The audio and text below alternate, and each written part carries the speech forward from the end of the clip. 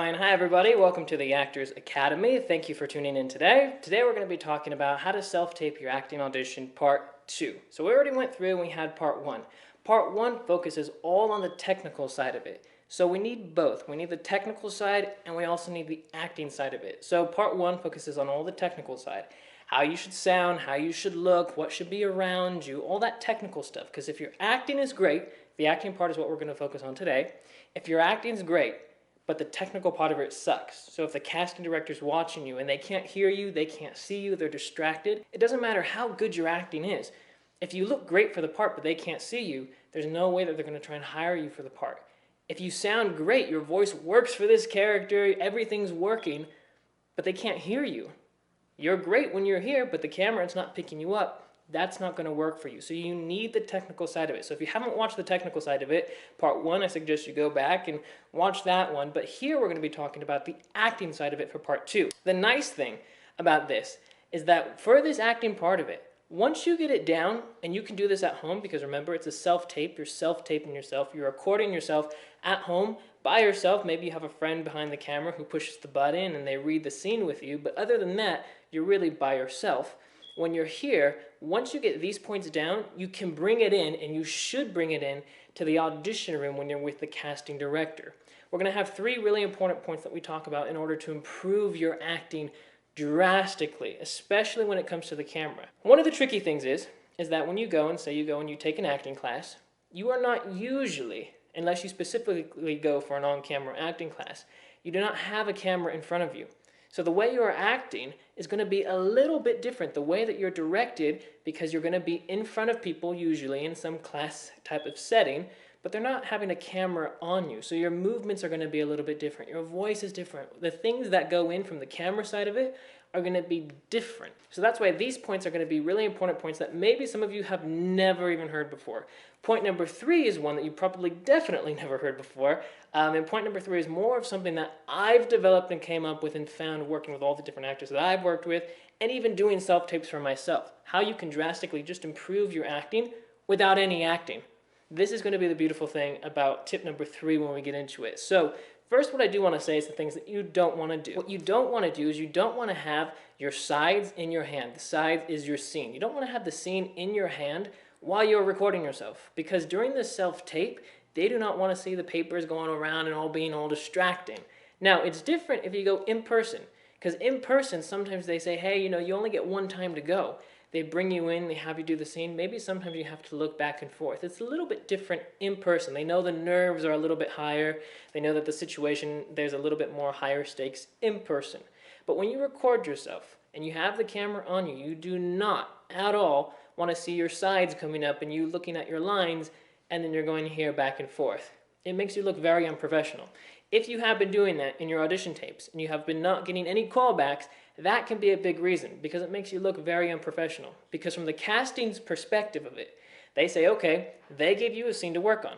You have the scene. When it's a self-tape, you get to record yourself as many times as you want. So you can record yourself 20 times, 30 times. Your lines should be memorized. You should not have your lines in your hands. And remember, when it comes to acting, right? It's a luck business. You never know. You may not make it or you may make it. There's a lot of luck that's involved. But what we can do as the actor, we can put ourselves in the best position to achieve luck. So if we do great acting work, we have a better chance at getting the job. We may not get the job. It may not happen, but we have a better chance. It's the same thing with these self-tapes. So do not at all have your scene coming up back and forth. The next thing is, do not cut your head off. One of the big things is that people do not have an idea of headroom when it comes to doing their self-tapes.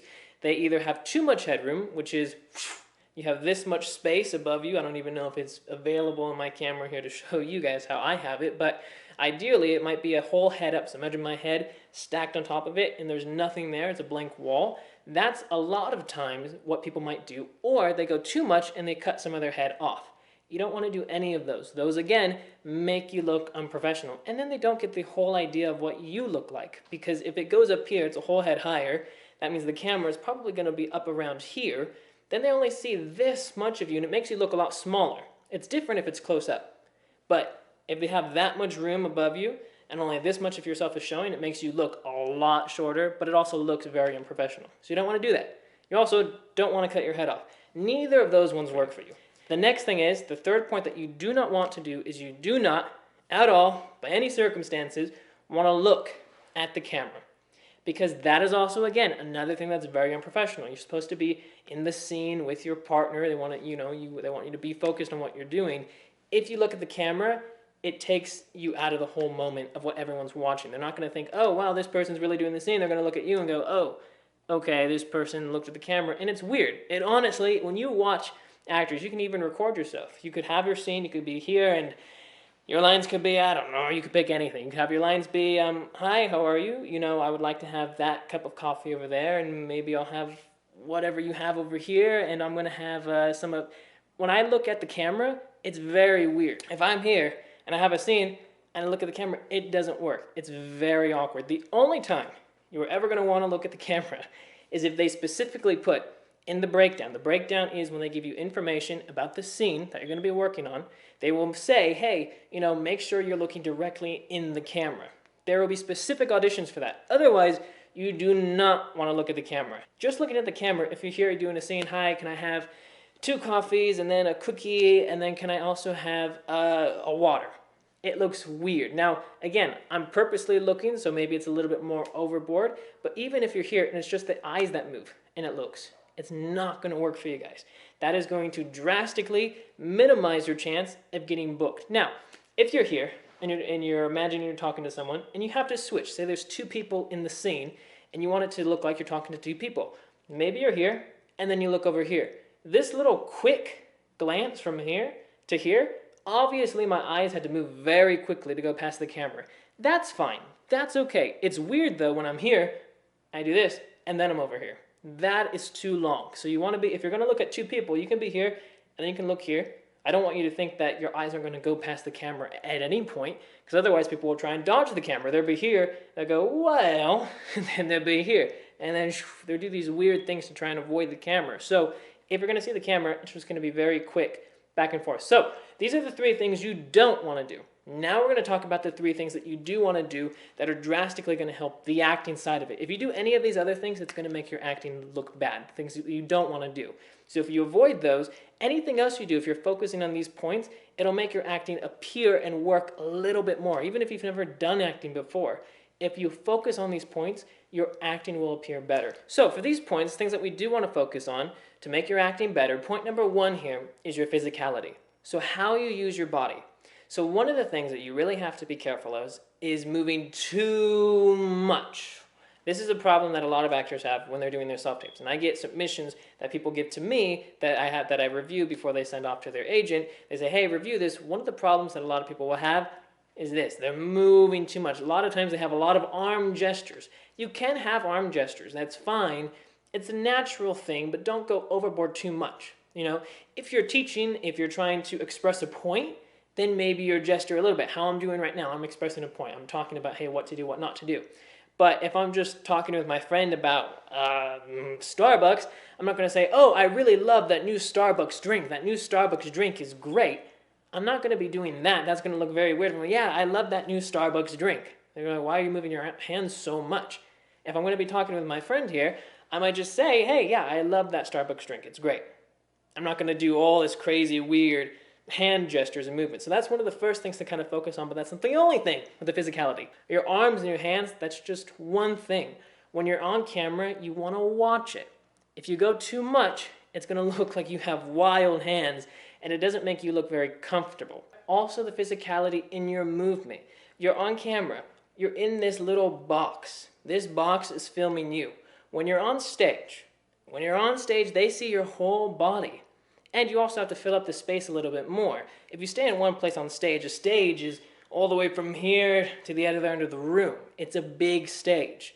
It's weird if you stay in one spot for too long. They're going to think, oh, this person doesn't move at all. You're going to move more when you're on stage. On camera, though, you have a limited amount of space. Now, depending on what character you play, that will change how you move. Some characters will move less. Some will move a little bit more.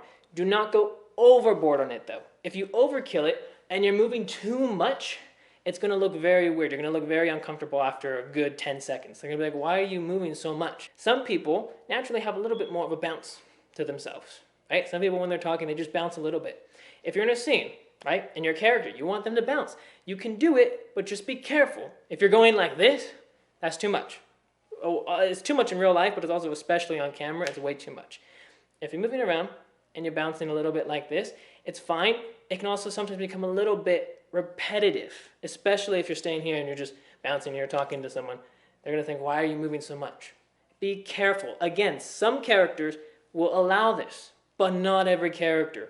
Sometimes people have a little twitch in their leg. Maybe it's their right leg or their left leg. They'll be here and they'll be doing a scene, and they'll be talking, blah, blah, blah, blah, blah, they're talking, da, da, da, da, da, and then you can see there's this bouncing going on. It's a little bit too much, and it's just my right leg that's moving right now. My left leg's not doing anything. It's just my right leg. It's a little twitch. It's moving. In your everyday life, it's different. If you're in your everyday life, you see the person's whole body. So if they're here and they're talking and their leg's moving, it's not that big of a movement that you're seeing.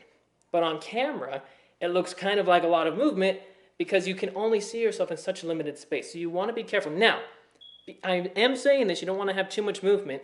This does not at all mean to be stiff. So if you're in a scene and you're here, you're like, yeah, hey, how are you? Oh, really? That's cool. And you're just talking like this and you're not moving at all, then that's weird too. There's a happy balance to it. What you should do is you should watch yourself after you record yourself. After you record your scene, go and look at it and see, does it look like there's too much movement? Does it look like, hey, maybe you look a little bit stiff? Because again, if you're stiff, you look nervous. What do we see in life? Either when people go, if you've seen people do public speaking before, there's a few things that happen, but let's focus on the physicality part of it.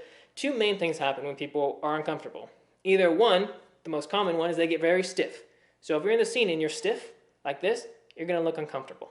If you're trying to play a character, especially who's supposed to be comfortable, if you're supposed to, say, play a guy who's a ladies' man, and you're just here, and you're stiff, you're going to look very uncomfortable. If you're moving too much, that's what we also see sometimes. Sometimes people move too much. They don't know what to do, so they're just moving around. You look uncomfortable. You want it to be natural. The best way to think about this is to think about what you do in your everyday life. That's the first thing. What do you do in your everyday life? Well, in your everyday life, you're loose most of the time. If you're talking with your best friend, you're loose, you're calm, you're relaxed. That's what you want to be. You want to be loose, you want to be calm, you want to be relaxed. You don't want to look like you're melting or anything. You're just you. You don't have to think about anything special, any crazy acting. You're just being you. Be you on your normal day when you're with your best friend. When you're nice, you're relaxed, and you're loose. So to simplify this, you want to be calm. Imagine you're talking with your best friend, but don't watch those twitches. Any little bouncing or things that are moving on, you want to be really careful of. In your everyday life, when you're talking with your best friend, if you have big movements in there, that's fine to do on camera. You can have big movements, but it should not take up the entire scene. If you have a 3-minute scene that you're filming, you should not be moving around for this 3-minute scene if your character's not going to do that. And most of your characters may not do that. They may not be moving around like crazy. So again, you can have it, but you need a happy balance. The best way to think about it is to think you're talking with your best friend. Point number 2 that we're going to focus on is the voice. So your voice, how you're talking, you really, please, everybody, pay attention to this. This is one of the reasons that non-actors sometimes do very well compared to actors who have been acting or working or training for a while, especially when it comes to theater. So if you've ever seen this before and you're like, wow, this person's never acted before, but they seem to do pretty darn good. One of the reasons for that is the voice. The voice that you use in your everyday life is the voice that you should be bringing into the scene when you're working.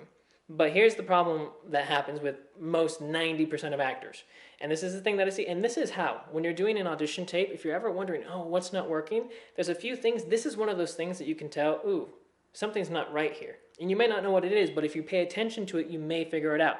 Same with the physicality. With the voice, though, one of the things that people try to do is they pretend like they're talking to someone 10 feet away. They're talking to someone like they're at the other side of the room instead of talking to someone like they're right there with you. So in theater, on stage, you want to talk louder so you fill up the space. Everybody can hear you. That's your job. You're the actor. But in your everyday life, if you're talking to somebody, if they're right here, if they're right in front of you, you're not going to go and say, hey, how are you? How's it going? Yeah, I'll have the pizza over there. It's weird. You're talking way too loud. You have to talk like the person who's right here, right in front of you. So you can talk and you can say, oh yeah, that's great. I'll have the pizza right over there. You're talking like the person's in front of you. You're not shouting it across the room. You're not trying to be heard. You're just talking in your regular, everyday life. This is one of the problems that actors have. They try to talk too loud. This is what happens when they have the microphone. They're talking too loud. You want to know why actors seem so natural when you see them on movies or they're on TV? They're not shouting. When they shout, that's when it seems very unnatural. It's very unreal. This is, again, where actors who have not been acting before, they're just starting out, sometimes have the advantage because they haven't got that training of talking louder, because sometimes people want to be film actors, but they take theater classes. It doesn't really work. It's kind of like you want to be a classical guitarist, but you take electric guitar lessons. You have to be very specific with some of the classes that you take. Is it good to have both skills? It is. But if you're wanting to learn classical guitar, you should not be learning electric guitar. So what you will sometimes learn is you got to project, you got to speak louder. Not when it comes to the camera. They're going to have a mic on you. When you're on set, they're going to have microphones that nobody sees. So then you can talk, and you can actually talk in your real voice. You don't have to feel like you're shouting it out and you're going and you're saying, "Hi, yeah, I'll have that cup of water over there." You say, "Yeah, I'll have the cup of water over there." Completely different. One is fake, one is real. And it's all in the voice. I'm not doing anything special. People try to do too much. Robert De Niro, one of the things that he said, and people misinterpret this all the time, but he said, don't do anything. I think it was on the Actor Studio. He had the interview. And yeah, he said, don't do anything. How actors misinterpret this is they think, oh, okay, don't do anything. They become boring people. So if there's ever been times in your life when you're bored and you don't do anything, you literally don't do anything. You're like, yeah, okay. If someone asks, do you want to do something? No, I'm fine. And you're like, well, I'm not doing anything. No, when he says not doing anything, he means not doing anything in terms of overdoing it. You don't have to try so hard. You don't have to, if you want the water, you don't have to say, hey, where's the water? Just say, hey, where's the water? If you're trying to gesture to something, you don't necessarily always have to go, oh, it's right over there. You can say, oh, it's right over there. Do what you do in your everyday real life. What you do in your real life is what you're supposed to bring onto the camera. Now, there are parameters. You are working in a limited space. The camera is recording you in this limited area. If I walk over here, if I walk 5 feet away, you're not going to see me. I'm not going to be in the frame anymore. So there are guidelines, there's rules that you have to abide to, but really you're trying to bring yourself into this world based off of these rules. So watch your voice. Don't shout it, don't scream it. That's not your job. You're not on stage, you're on camera. You're doing a self-tape. So you have to make sure you're not shouting, you're not yelling, you're just here and you're talking in your everyday regular voice. You don't have to try and go, hey, how's it going? It's weird. All right, point number 3. Whew, this video is turning out to be a little bit longer than I wanted it to be, but I want you guys to have all this information. If you don't have this information, your work is not going to be as good. My job is to give you guys the best chance possible, because this is not an easy industry by any means, but you have to have these skills. If you're auditioning and you're shouting and you're yelling at the camera or to your scene partner while the camera's filming you, it's not going to seem real. You're not going to get a lot of callbacks because people are going to think, wow, something's not working here, something's not right. It's going to seem weird when they're watching it. Just like if someone's right here and I yell at them saying, hi, how's it going? They're going to think that's weird. Or if my physicality is all weird and I'm moving like crazy, people will think that's weird. It's the same thing, they're watching you on camera here. So these are important points. So this leads me to the third point here. So the third point, so you could have your voice be great. You could be talking normal. So automatically your acting's going to seem better. It will be better because you're just being normal. You're being you. Your physicality, you might have gestures, okay? You're doing gestures and you're standing. You're just being normal. You're being you. You're not moving too crazy. You're just you. You're natural. You're comfortable. You have those. You have those qualities. So, okay, those are the 2 of them. Now, you can have both those qualities and still screw it up. Here's how people do it. If I have a scene partner, we're going to imagine they're, I'm looking off camera, I'm doing the scene. If I am right here, I'm going to make a slight adjustment. This one I'm doing right now is wrong, and you're going to see why. I'm looking at the scene partner, right? Right now, I'm going to do this. I'm going to turn my body. So I'm going to be from here to this. One of the common problems that actors have is they're looking at their scene partner. They're there. They're looking at him. You might notice this when you're recording yourself and you go back and you watch it and you're like, what is not working here? Like the physicality seems fine. The voice seems fine. What's not working? It's your body. You're looking at the person here. Now just imagine this in your everyday life. Someone's over here. You're looking at them. Who talks like this to somebody? If you're talking with someone, your head isn't just turned and your body's facing away. If you're talking with your best friend, you're facing, you're looking at your best friend. I'm not doing anything crazy. I'm not doing this. I'm just shifting my body slightly. So if my friend is here and I'm talking with my best friend, it's going to be weird. So I'm talking to you guys right now and I just do this. I'm talking like this. It also makes you seem a little bit more stiff. If you do this adjustment when you are recording yourself, you are going to seem a lot better. Now, if you don't have the other 2 points, if you're screaming, if your physicality is all random and weird and too big, yeah, it's not going to seem that good, but it's going to be at least better. If you have one of these 3 points, it's going to be better. 2 of these 3 points, it'll be better. 3 of 3, it's going to be really good. It's going to be a lot better. So all you have to do, you switch it, you change it. You're talking to this person now. Or maybe you have them over here. It doesn't matter where you have them placed. You're doing this. Now, obviously you're not going to do this, because they still have to see a lot of your face. You're only slightly looking away from the camera. You might be looking away 2-3 inches from the camera. It's pretty darn close. But it's the body. You shift the body, then it seems more real compared to if I'm like this and I'm talking. Now, here's one of the things. If you have 2 people in the scene, you have someone here, you have someone here. You don't want to just do this. You're talking to someone here, because then, again, remember that repetition thing we talked about? This becomes a weird repetition, back and forth. That will look weird. We still have to keep it natural. So, you might be talking to someone here. You're here, your body is facing towards them. You're not just doing this, because again, this is weird. So you're here, you're facing them, you're talking to them, right? The other person talks. It's okay to just go and move your head right here. You're talking. Maybe your main focus is on this person you're talking to. And then maybe you're here, you're talking, blah, blah, blah, blah, blah. Yeah, I'll have that. Oh, okay, cool. And this person's talking. Oh, really? No, I didn't know that. And then you're adjusting your body. You're not just here, ba-da-dum. You have to go through this in your way. Maybe your character is going to adjust a little bit. Maybe you have a character who's a little bit more nervous. So then maybe a little bit more, they will have movement. Maybe they move a little bit more. But maybe you're going to play someone who doesn't move that much. So if you're here and talking with this person, and then someone's talking, you go look, and then they're talking with them, and then maybe somehow it adjusts, and then you're facing them, and you're talking with them. This is a little bit too far, maybe how I'm looking. Maybe I go a little bit closer, depending on how it looks in the camera. But you do this. You find it. This also brings me here to this extra little point. You can call this bonus point. Record yourself first as a prep record, just a test recording of your scene. So then you can check these points. Check how your physicality is. Check how your voice is. Check where you have your eye line, where you're looking.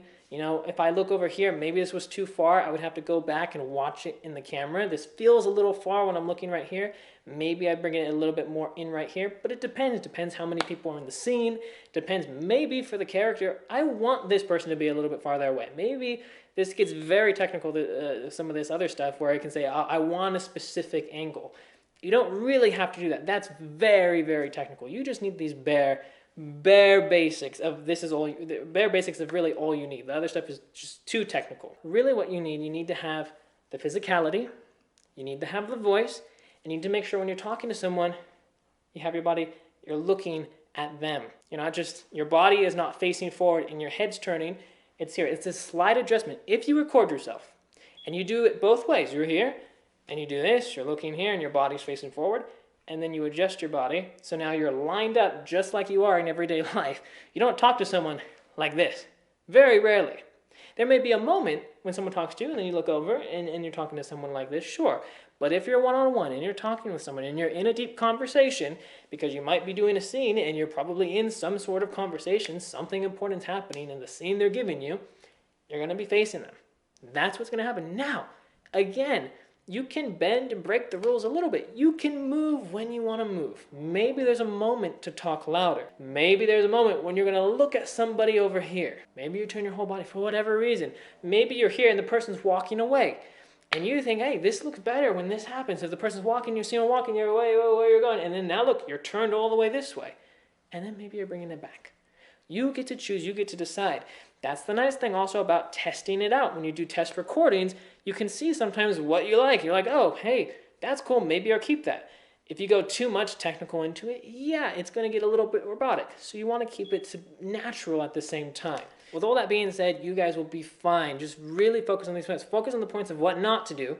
Because if you focus on all these points, and then again, if I remember that point where I talked about if your head's cut off or you have too much headroom, it's gonna look very unprofessional. You can have all these things going good, and you can have one thing that really screws it up. It's kind of like if you have a car. You can have a perfect car, an amazing car, works great, the gas tank is full, but you have one tire that's popped. The car is not going to drive very well. It's not going to work. The same thing is with your acting when you're self-taping yourself. You can do all these great things, and then your head's cut off. It's going to look very weird, and it's not going to look very professional. So now, this last point here that I'm going to mention is, remember, you can bring this into the casting room when you're in person with the casting director. They can look at you, they'll see you, you're in person here, and then make sure when you're talking to them, your body's not at the camera, and then you're here. Make sure you're facing them when you're talking with them. Don't shout at them. Don't have crazy physicality. Have your lines memorized if you can, but remember, in the audition room, it's okay if you have it a little bit. So these are the points. Make sure you guys follow these ones, okay? So, thank you all for watching. Make sure you subscribe to the channel so you can be up to date with everything. I'm going to leave my 10-hour acting masterclass. If you guys are interested in that, it only takes 2 minutes to sign up, but that will be in the description down below and also in the comment section. Thank you all for being here. Again, thumbs up for the video, subscribe, and thank you all. See you guys next time. Bye, guys.